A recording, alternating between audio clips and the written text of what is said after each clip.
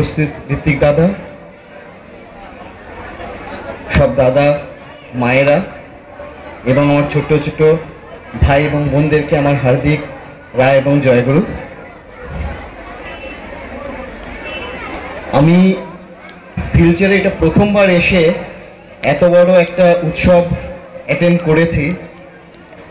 বহু বছর আগে 95-এ এসেছিলাম শিলচর, তারপর আর কোনোদিন শিলচর আসিনি। মে মাসে যখন বিয়ে ঠিক হলো তখন দুদিনের জন্য শিলচর এসে গেছি। অনেক দিন ধরে প্ল্যান চলছে যে শিলচর আসবো, বাবা মার কাছে আসবো। বিয়ের পর তো চলে গেলাম দুদিন শিলচর থেকে। এবার যখন এলাম তো ভাদ্র মাসের যে ঠাকুরের সৎসঙ্গ ঘরে ঘরে হয়, আমি আজকাল পুনে মহারাষ্ট্রতে, বম্বের কাছে, যারা আপনারা পুনে শুনেছেন, বম্বের থেকে বড় 3-4 ঘন্টার দূরে, সেখানে আমি চাকরি করি। গত 4 বছর ধরে ওইখানে আছি আমি পুনেতে। ঠাকুর তো আমি অনেক ছোটবেলায় ধরেছি। মা বাবা দীক্ষিত ছিলেন, দীক্ষিত পরিবারে জন্ম হয়েছে আমার। ছোটবেলাতে ঠাকুর পেয়েছি, কিন্তু ঠাকুরের মহিমা বা ঠাকুরের যে রিয়েলাইজেশন আমার লাইফে, সেটা তখন ছোটবেলা বুঝিনি। হ্যাঁ, সকালে উঠতাম, দেখতাম মা বাবা ইষ্টবৃত্তি করছেন, আমিও ইষ্টবৃত্তি করতাম। মা বাবা যখন 87 সেন্টিনারি, ঠাকুরের সেন্টিনারিতে মা বাবা সুস্থনি যখন নিলেন, তখন বাড়িতে আমরা নিরামিষ খেতাম। কিন্তু তখন আমি কোনোদিন সুস্থনি নেইনি। তো ভাবতাম যে সুস্থনি নিয়ে হবেটা কি? আমি তো ঠাকুর ধরেছি, সকালে ইষ্টবৃত্তি করি, প্রার্থনা নাম করি, আর যখন সময় পাই সৎসঙ্গে যাই।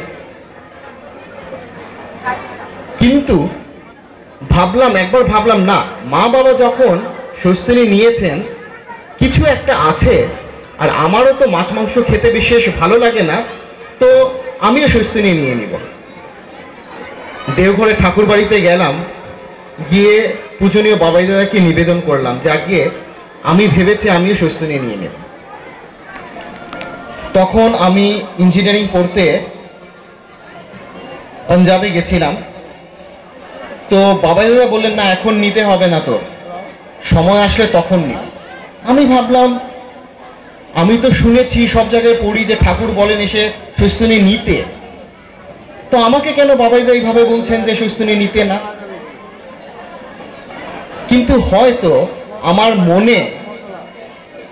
মন থেকে সুস্থনি নিব যে সেটা হয়তো আসেনি।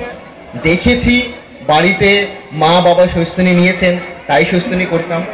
তারপর আমি আসলে বিদেশে চলে গেলাম, অনেক বছর, 9 বছর বিদেশে ছিলাম।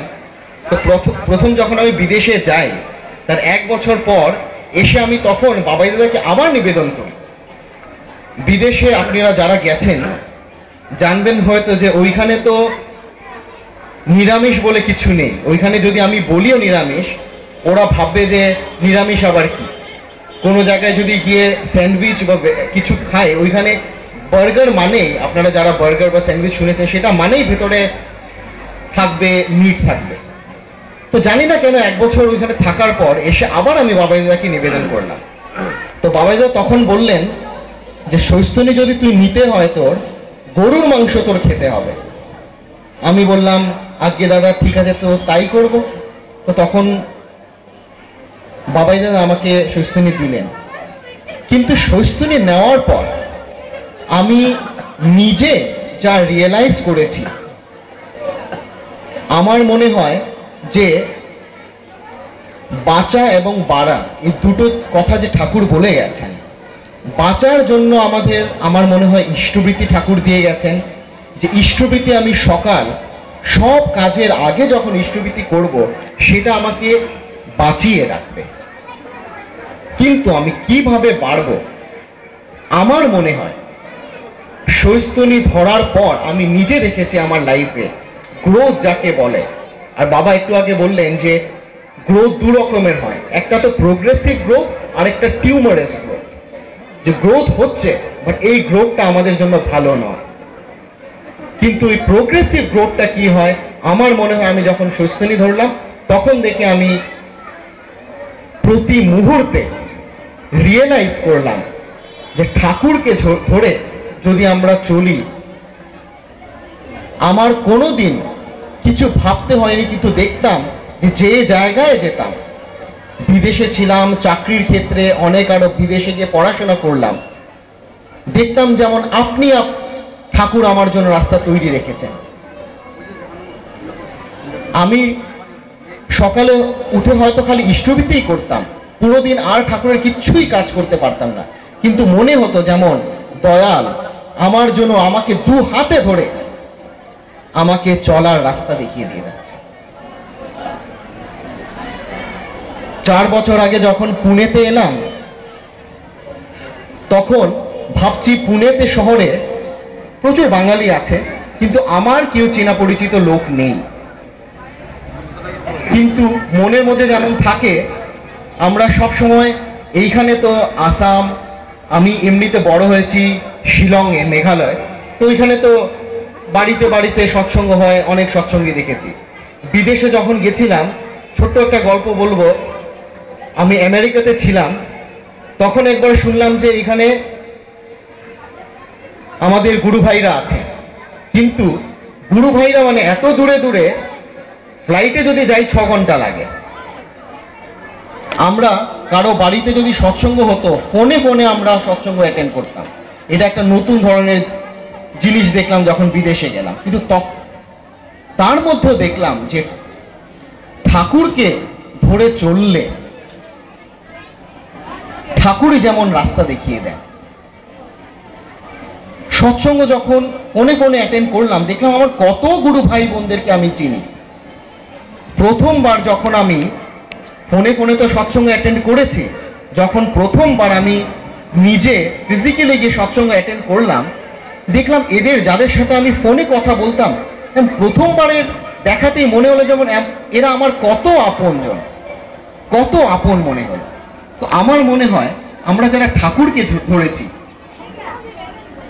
যেহেতু আমরা সবাই একজন আরেকজনের সাথে ভালোবাসাটা কেন কি আমাদের সবার আইডিয়াল হলো যে ঠাকুর। আমি যদি একটা কিছু করি, আমি আপনাকে বা আমার বন্ধুকে খুশি করার জন্য করছি না, আমার মনের মধ্যে যদি থাকে আমি যা করছি আমার দয়ালের জন্য করছি। আমি যদি কিছু একটা ভুল করি, আমার বন্ধু বাড়ির লোকেরা হয়তো 2বার 4বার বলবেন, কিন্তু আমার যদি মনে হয় না এই কাজটা যদি আমি ঠিক না করি, আমার ঠাকুর আঘাত পাবে। আর সেটাকেই বলে যে কনসেন্ট্রিক। আমরা একটা আইডিয়ালকে ধরে যদি আমাদের ফোকাস একটা যদি কনসেন্ট্রিক অ্যাপ্রোচ থাকে, তখন গিয়ে এই যে আমরা সৎসঙ্গীদের মধ্যে এই যে একটা সুন্দর বন্ডিং দেখি, সেটা হয়। যেটা আমি যখন প্রথম পুনেতে এসেছি তখন কোনো পরিচিত কেউ নেই, কিন্তু প্রথমবার যখন সৎসঙ্গে গেলাম দেখলাম যে সবাইকে চিনি। এমন মনে হচ্ছে আরে এদেরকে তো আমি প্রথমবার দেখেছি, কিন্তু যেমন কতদিন ধরে চিনি। তারপর শ্রী আচার্যদেব এবং বাবাই দাদা একটা পুনেতে যাওয়ার পর একটা বিরাট বড় কাজ দিয়ে বসলেন, বললেন যে এখন পুনেতে তোমাদের মন্দির করতে হবে। আপনারা এখানে যতজন আছেন তার হয়তো আধের থেকে কম লোক আমরা পুনেতে আছি।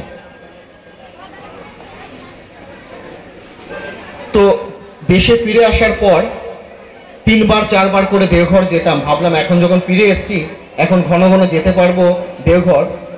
আগে তো বিদেশে থাকতে বছরে 2বার 1বার আসতাম, কিন্তু দেখলাম এখন বছরে বছরে 2বার 3বার যাচ্ছি, কিন্তু গিয়ে তো সববার যাই আর বাবাইদা একটা করে নতুন কাজ দিয়ে দেন। প্রথমবার বললেন যে এখন তোমাদের দীক্ষা দিবসের ভালো করে করতে হবে, তারপর বললেন যে তোমাদের এখানে সৎসঙ্গ হয়, কিন্তু এখন দেখে সব রোববারে সৎসঙ্গ হতে হবে। আর পুনে শহরটা এমনিতে বড় শহর আছে, শহরের 4 দিকে ঘুরে ঘুরে তোমাদের সৎসঙ্গ করতে হবে, এক জায়গায় নয়। পরের বার এলাম তো তখন বললেন যে এখন মন্দিরের একটা তোমাদের মন্দিরের জন্য জমি দেখতে হবে। তো একবার মনে মনে ভাবলাম এখন তো বারবার দেওঘর গিয়ে বিপদেই ফেলে দিলাম নিজেকে। কিন্তু তখন হয়তো বুঝিনি, যেটা পরে বুঝলাম যে মালিকের পুনের ওপর একটা খুব বড় একটা আশীর্বাদ আছে। আপনারা হয়তো শুনেছেন গত 2 বছরের মধ্যে পুনেতে অনেক ছোট ছোট বম ব্লাস্ট হয়ে গেছে। এমনও হয়েছে, যেটা আমরা পরে শুনেছি, আরো বড় বড় বম ব্লাস্ট প্ল্যান ছিল। যেহেতু পুনে মুম্বাইয়ের কাছে, আর পুনে এখন একটা গ্রোয়িং সিটি, তো ওইখানে বসে আমাদের আচার্যদেব, এই যে বাবা এখন আচার্য পরম্পরা বললেন, আচার্যর মাধ্যমেই ঠাকুর দেওঘরে আছেন। তো উনি জানেন যে এখন আমাদেরকে যদি বাঁচিয়ে রাখতে হয়, পুনেতে যে আমরা কয়েকজন গুরু ভাইরা আছি, কিন্তু এখন দিনে দিনে দীক্ষার সংখ্যা বাড়ছে। সব দীক্ষা দিবসে আমাদের 100-এর উপরে দীক্ষা আজকাল হয়ে যায়। প্রথম আমরা ভাবতাম কি করে দীক্ষা হবে, গত 4-5টা টার্মে বিকেল 4টের মধ্যে আমাদের 100 দীক্ষার উপরে হয়ে যায়। তো এখন আমাদের সৎসঙ্গীর নাম্বারসও বাড়ছে, কিন্তু আমাদেরকে ধরে রাখার জন্য একটা কেন্দ্রর দরকার, একটা মন্দিরের দরকার। সেটা দেওঘরে বসে পূজ্যপাত আচার্যদেব শ্রী শ্রী দাদা এবং পূজনীয় বাবাই দাদা, উনি আমাদের জন্য ভেবে রাখলেন আর আমাদেরকে ইষ্ট কাজে জুড়িয়ে রাখলেন। কেন কি, যদি আমরা জড়িত না থাকি তাহলে এই যে কনসেন্ট্রিক ব্যাপারটা, যেটা আমরা যদি ঠাকুরকে ধরে না রাখি, তাহলে কি হবে, ওই যে আমরা সোলার সিস্টেমে সব গ্রহ সূর্যের চারিদিকে ঘোরে, সবাই নিজের